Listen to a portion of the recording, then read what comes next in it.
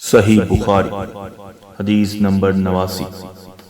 حضرت عمر رضی اللہ تعالی عنہ سے روایت ہے کہ میں اور میرا ایک انصاری پڑوسی دونوں اطراف مدینہ کے ایک گاؤں بنی امیہ بن زید میں رہتے تھے، جو مدینہ کے پورب کی طرف بلند گاؤں میں سے ہے۔ ہم دونوں باری باری نبی کریم صلی اللہ علیہ وسلم کی خدمت شریف میں حاضر ہوا کرتے تھے۔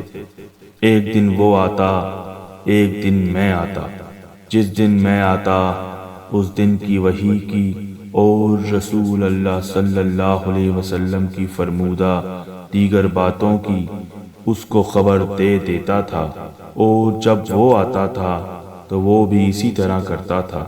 تو ایک دن وہ میرا انصاری ساتھی اپنی باری کے روز حاضر خدمت ہوا۔ جب واپس آیا تو اس نے میرا دروازہ بہت زور سے کھٹکھٹایا اور میرے بارے میں پوچھا، کیا عمر یہاں ہے؟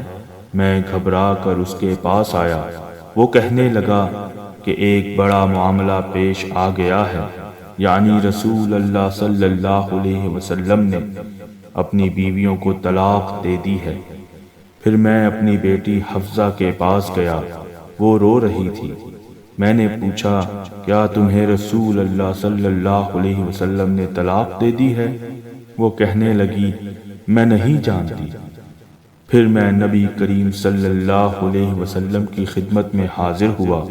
میں نے کھڑے کھڑے کہا کہ کیا آپ صلی اللہ علیہ وسلم نے اپنی بیویوں کو طلاق دے دی ہے؟ آپ صلی اللہ علیہ وسلم نے فرمایا، نہیں، یہ افواہ غلط ہے۔ تب میں نے تعجب سے کہا، اللہ اکبر، اللہ بہت بڑا ہے۔